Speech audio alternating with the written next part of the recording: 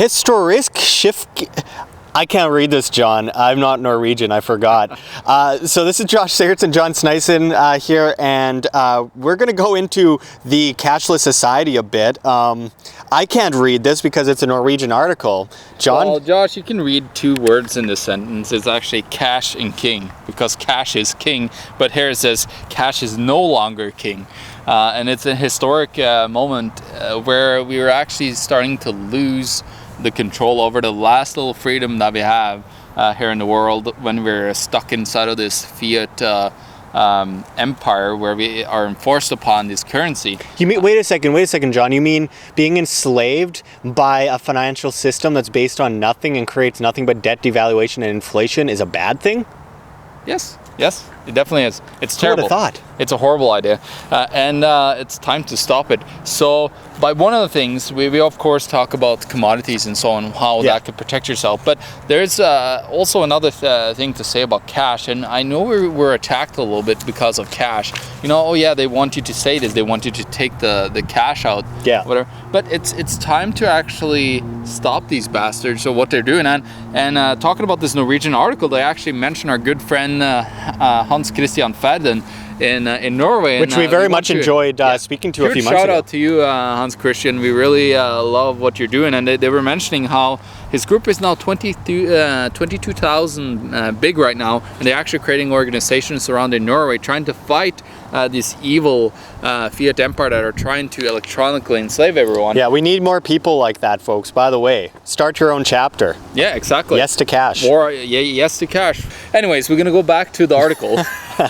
And, what we're going to talk about is this historical shift, and the numbers are as follows. And what happened is Euromonitor International did a survey on how much of the payments that are made in the world that are currently electronic versus cash. And this is historic because electronic portion of the transactions that are happening in regular day-to-day transactions are now ahead of cash transactions.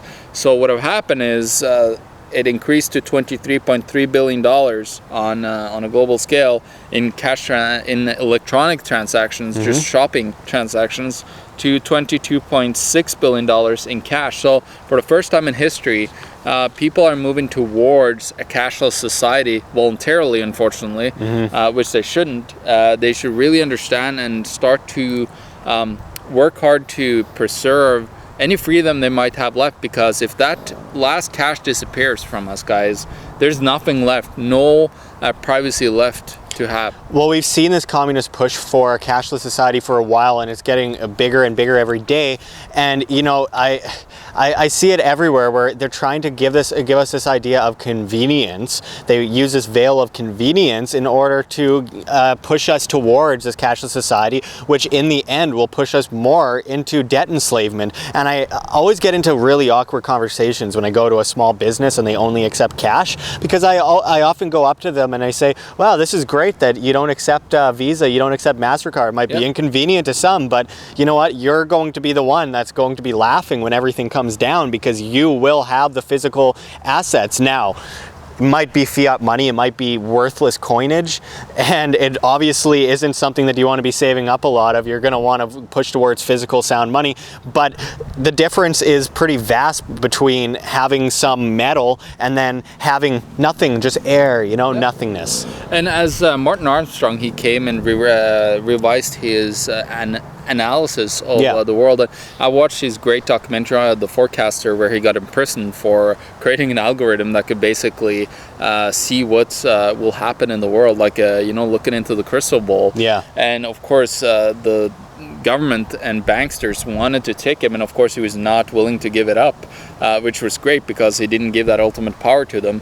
But he, of course, changed his prediction of a meltdown in 2015-16 to actually what was going to happen, a cashless society by 2020. And we're seeing the pushes now. And here's an article from The Independent in the UK, how the death of cash could help prevent the next banking crisis.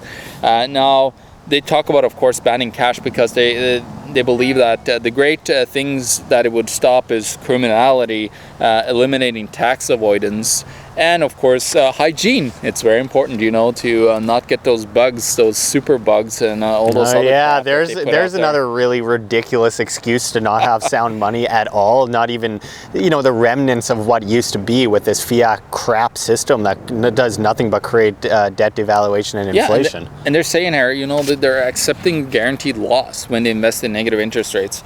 And they say, first, security and safety may dictate investment in government bonds or insured bank deposits backed by the full faith and credit of the sovereign, which retains the ability to issue currency to make repayments. So that's basically what it's backed upon. It's that thought. There's nothing there. That's what they just told you in the article that they wrote about how we need to ban cash.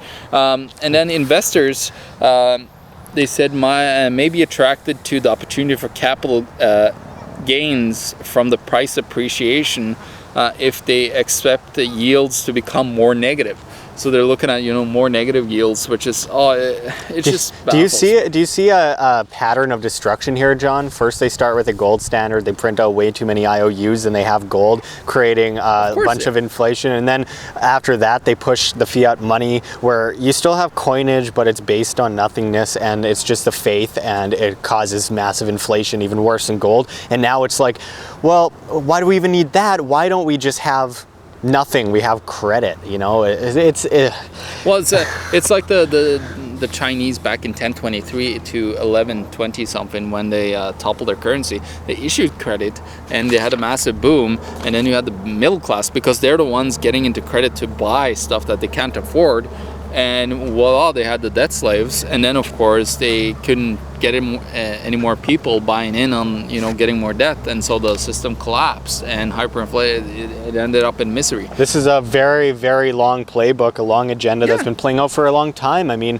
right from destroying real capitalism in the 1860s through intellectual property and all of that, and patents, to the central banking system that came about around 1913 in the United States with the Federal Reserve, and just pushing it like all.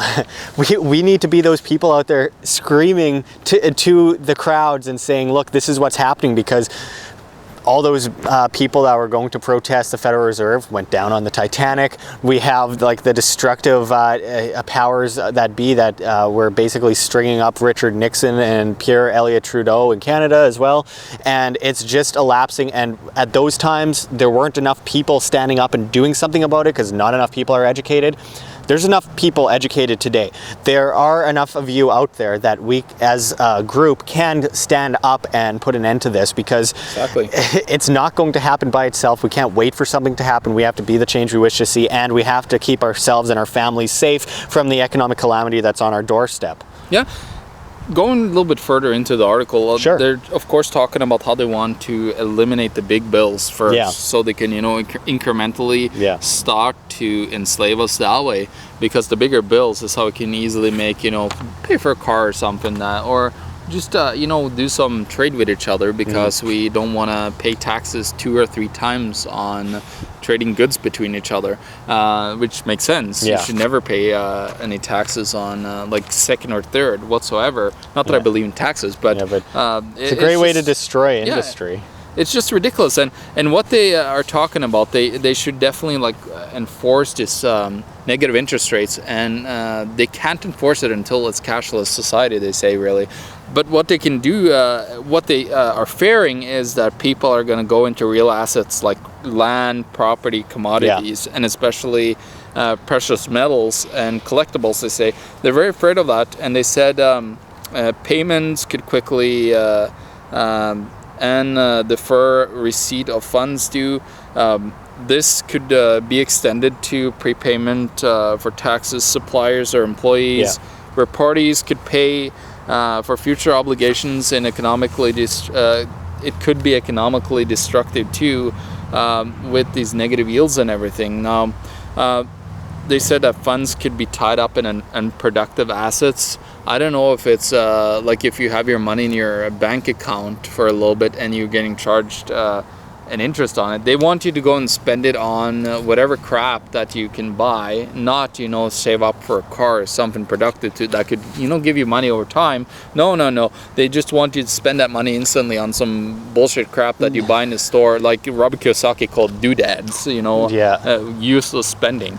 Yeah, and nothing is, there's no better way to enslave the populace than through these kinds of implementations through the monetary system. And before you go on with that article, I feel like Nigel Farage in this picture here, you know, he's going like, what's going on? I feel the same. What is going on here? This is absolute insanity, and we are on that precipice, and it's about time that there's more people out there going, what's going on? Because, you know, we're falling off that cliff really fast. Well, as they say, they really need to, like, if they can pull this off, they really want negative interest rates on probably down to 5% negative that they want to implement, because now there's no way of hiding your currency other than if you get out of the system, of course. Yay, new and taxes. Are smart. But yeah, it's just taxes. Yeah, exactly. It's just another tax in the system. With that and inflation and then the over-the-top taxation system that's already in place. Yeah, and the banks can Communism. make more money on transactions again because it's electronic. You would have to pay like for any little thing that you do,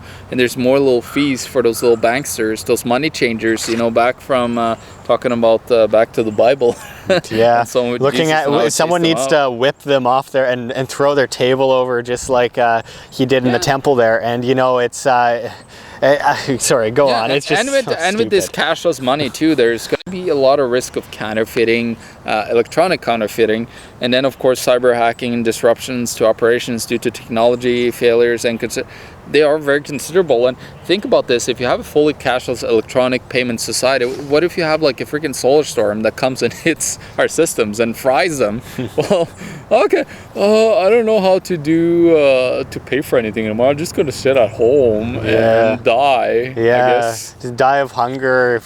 And you know, it's this is of course a global issue. This is being pushed at a global scale, and that's something that we try to bring to you a lot. Is the like three things: know your monetary system, understand liberty, and stand up to collectivism. Because this coercive collectivist system that's surrounding us is using this idea of unity, just like little keys above a baby, like jingling them around, and it's like this isn't unity. This isn't strength. This is a thin veil, and I see through that veil, and the emperor has no clothes.